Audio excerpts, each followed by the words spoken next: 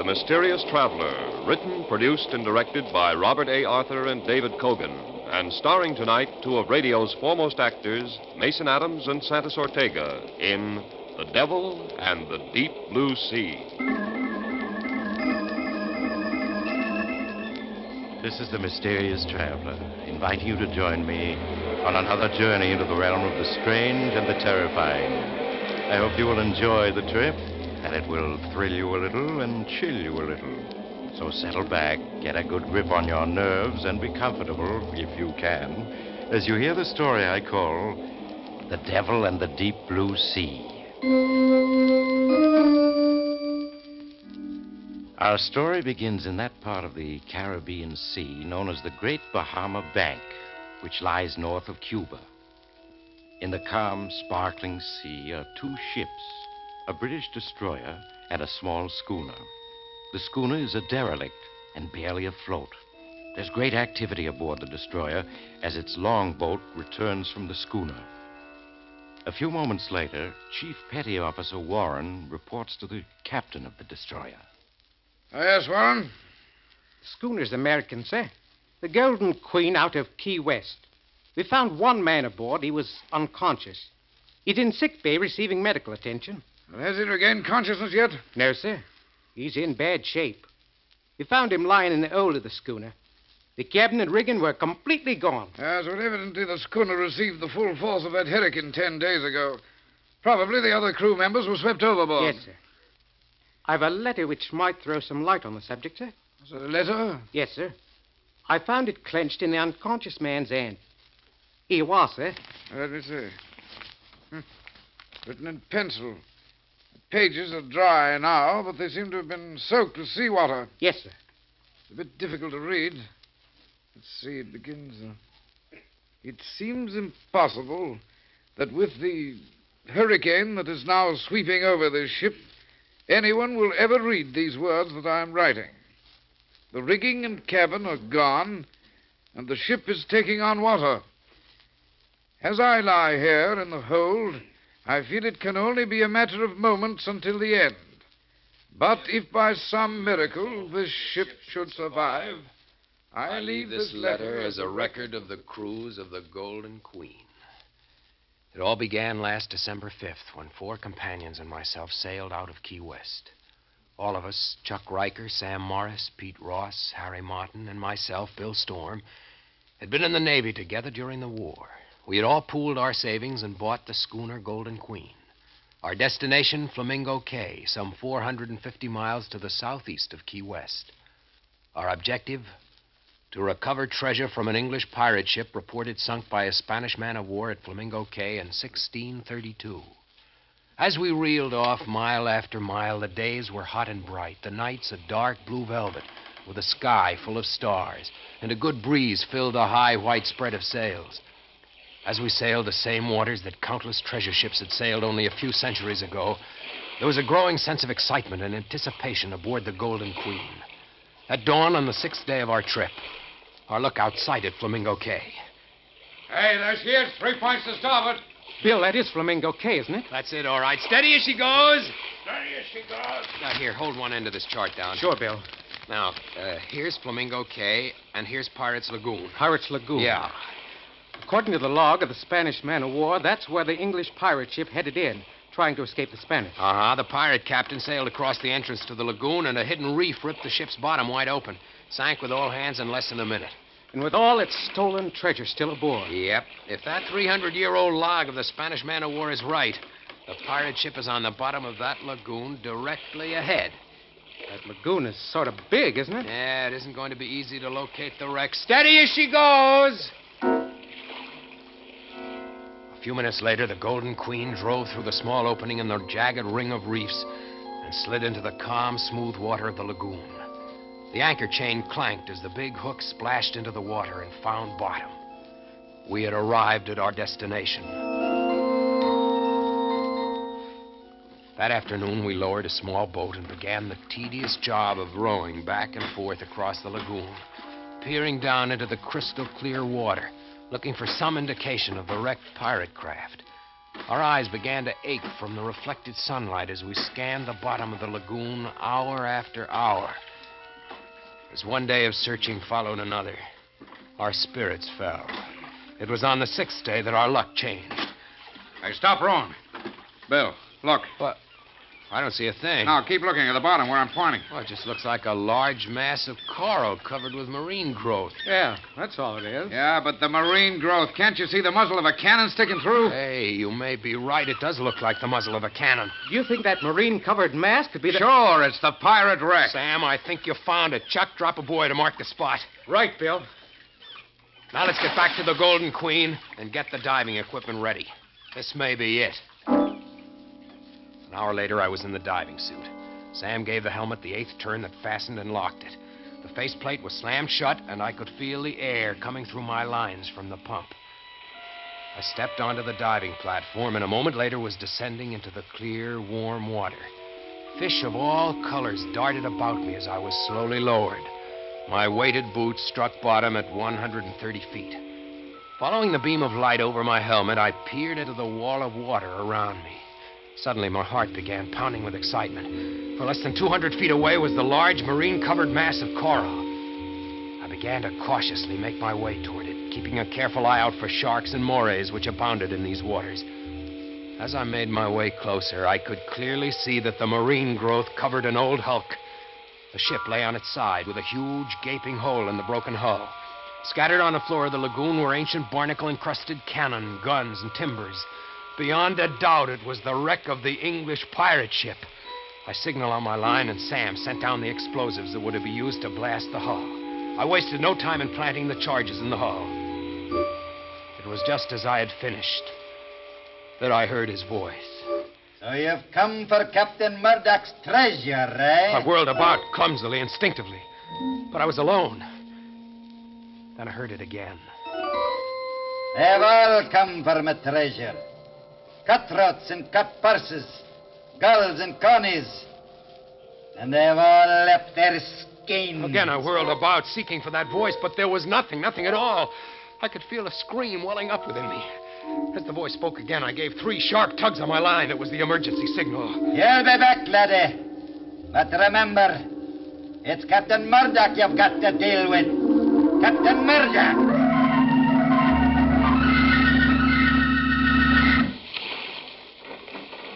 Keep the pumps going, Pete, until I get the faceplate open.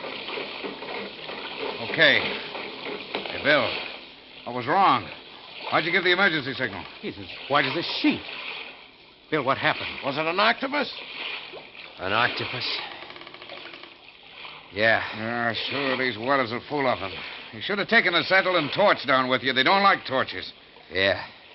You just take it easy for a while. Bill, did you plant the explosives? Sure. Pete, detonate the explosives. Okay, here goes. They didn't go off. Bill, you sure you made the connections? I made them all right. Well, they must have gotten loose. We'll just have to try again. What about my going down? No. Why not? Well, because Chuck's only a beginner, and he's never gone down that deep. You got a point there. Well, okay. Means we'll have to wait until tomorrow. Yeah. Bill will go down as soon as it's daylight and plant some more explosives. Right, Bill? Right.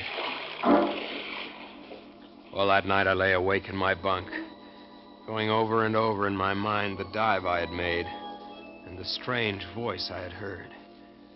I kept telling myself that it had been an hallucination. That must be it.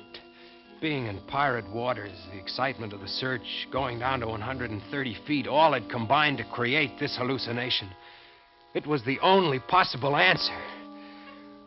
What other answer could there be? Morning came and I donned the diving suit. Sam handed me an acetylene torch. And a few minutes later, I was descending into the calm green water. I touched bottom only a few feet from the wreck and signaled Sam to send down the explosives. As I waited, I found myself constantly turning in a circle, peering through my faceplate at the well of water which pressed in on me. The explosives were lowered to me, and I planted them in the hull. As I finished, I heard that voice once again. So you've come back, have you? As he spoke, I could feel cold shivers running through my body, and I fought the impulse to give the emergency signal. Aye. That's the curse of treasure. Once a man kens it, there's no turning back. Ask me, laddie. Captain Murdoch. I'll tell you. Where are you? Where am I? Ask the fish that stripped me of me flesh and left me bones as a warning to the likes of you. Look at you. Whirling about like a jackanapes to see me. Hey, you fool. Did you think the spirit of a man could be kenned? What do you want? For 3 centuries I've haunted this accursed wreck, waiting for the likes of you. And now you've come. I've treasure, laddie, such as you've never seen. Rubies and diamonds, pearls and sapphires, silver and gold. The wealth I tore from a dozen Spanish galleons. I'll share it with you, if you agree to my terms. Terms? Aye, laddie. Terms. First, I'll share with you and only you. For the others, a dagger or the plank. A dagger? Or the plank? Aye. Many's the crew that's felt my steel when there's been treasure to share.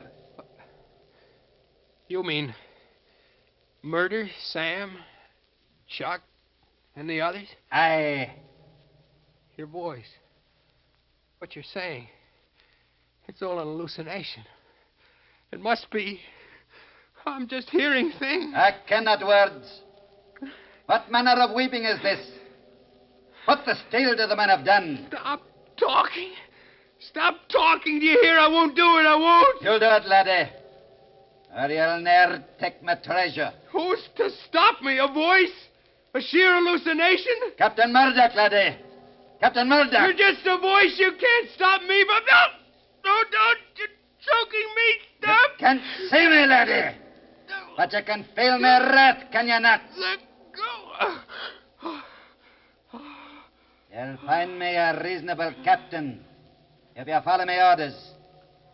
But if you don't, laddie, you'll ne'er see the sun again.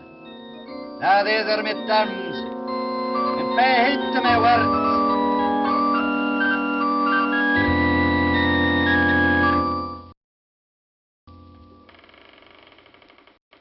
How is he, Sam? He's just coming to. All right, take it easy, Bill. Just lie where you are. What happened? Well, I signaled you while you were on the bottom, but you didn't answer, so we hauled you up, but fast. We didn't even stop for decompression stages. It made you pass out. I don't know. Maybe your airline got snarled in the wreck. Maybe. Did you plant the explosives? Yeah. All right. Pete, detonate it. Okay. Hang on to something. That did it. Look at all those pieces of wood and dead fish coming up to the surface. Yeah. That explosion must have ripped the wreck wide open. Ought to be soft pickings from here on in. What do you say, Bill? Yeah. Soft pickings. All right, come on, boys. Let's get the diving equipment in A1 shape. Tomorrow's the big day. All that night I lay awake in my bunk, staring into the darkness, trying not to think of that voice. But there was no escaping it. I could hear his every word over and over, relentlessly pounding into my brain, till I could no longer think for myself.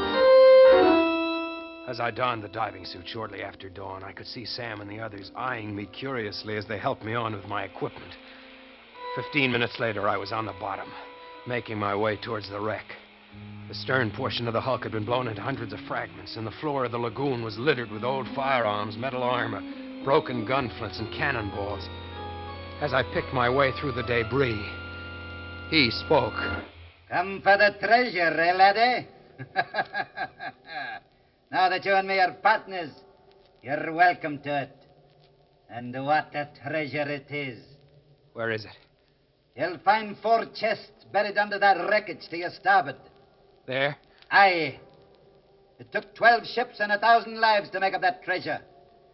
Wait till you set eye on the precious stones I plucked from the San Cristo Domingo. Worth a king's ransom. These chests are filled with treasure? Aye. And well you might gape. Lash that rope around them, laddie. 'Tis heavy they are. They must each weigh at least 500 pounds. Aye. Lash them snugly. 'Tis our fortune you have there, laddie. 'Twill buy the world for us.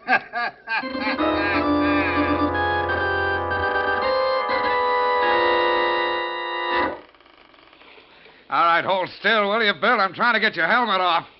There. Look at it, boy. 4 chests, Bill, filled to the brim with jewels and gold. Just look at it. Sam, what do you think it's worth? Oh, 5 million, maybe 10, even 20. Who knows?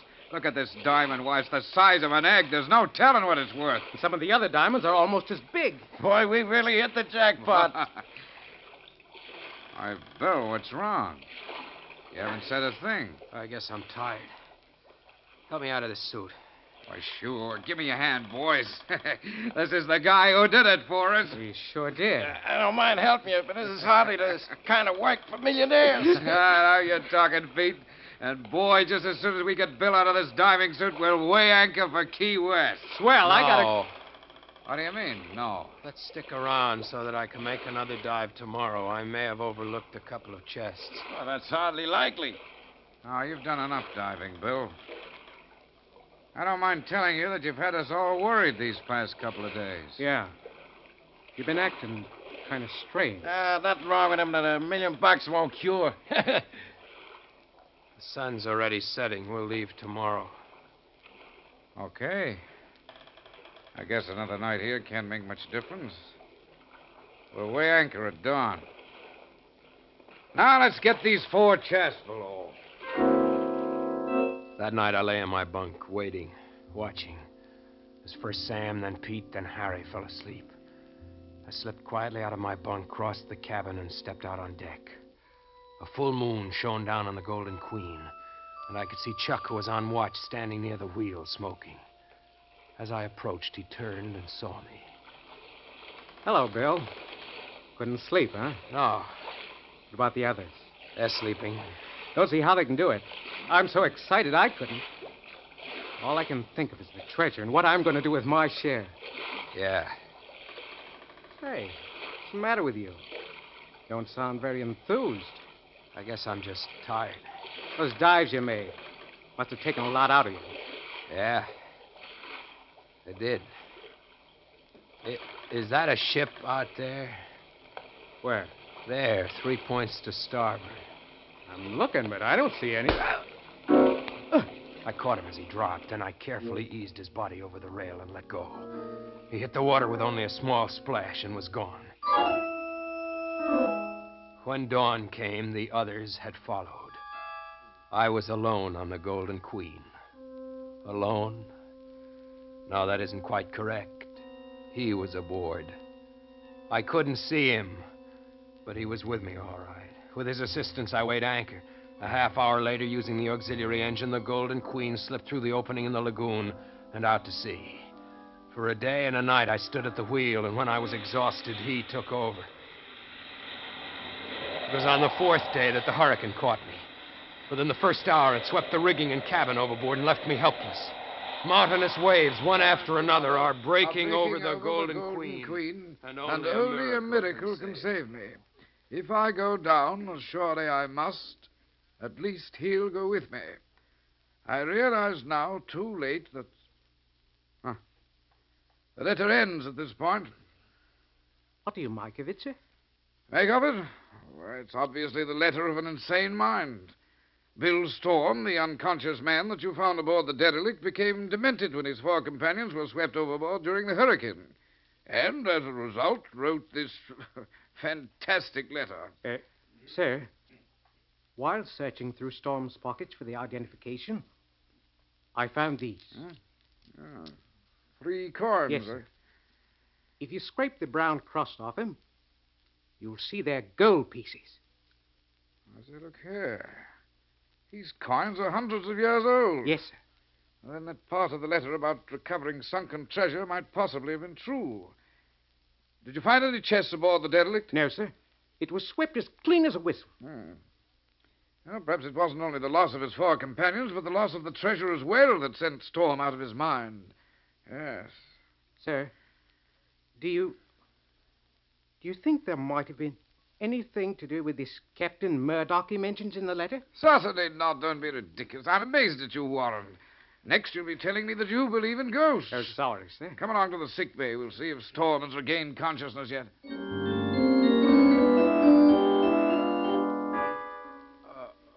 This fellow Stormy seems to be regaining consciousness, sir. He's opening his eyes. Can't make out where he is. All right now, Storm. Just lie quietly. Don't try to speak. You're quite safe now. You're aboard a British destroyer. The doctor says you're going to be all right. He's trying to say something, sir. No, don't try to speak, Storm. Just lie quietly and take it. Treasure. What was that? He was asking you, sir, about the treasure. Oh, yes, the treasure. Well, I'll get to that, Storm, in just a moment. But the main thing to remember is that it's a miracle that you survived. You know, I read that fantastic letter you wrote, and I can only attribute it to the shock and grief of losing your shipmates in the hurricane.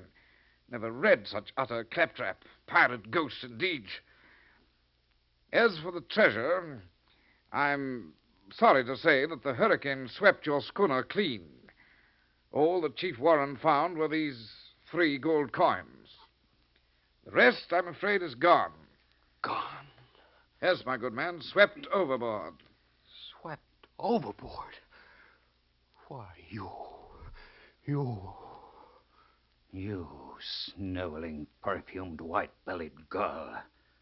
Do you think the likes of you can keep my treasure from me? Ask the others that tried it.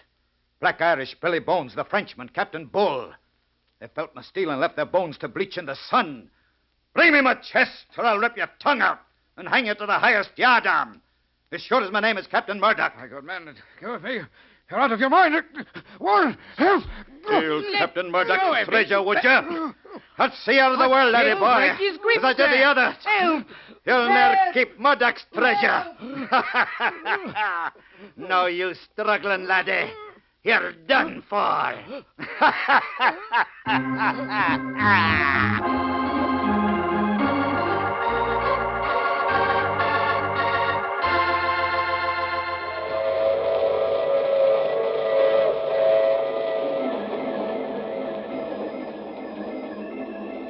This is the mysterious traveler again. Did you enjoy our trip? Or was the captain of the British destroyer choked to death? Oh, no, he was saved. But he's never been the same since. As for poor old Bill Storm, well, he's now safely under lock and key. He still speaks in 17th century English and insists he's Captain Murdoch. And now and then, he buttonholes one of his attendants and whispers of fabulous loot to be won on the high seas through piracy. But so far, he's been unable to muster up a crew. Oh, you have to get off here. I'm sorry. But I'm sure we'll meet again. I take this same train every week at this same time.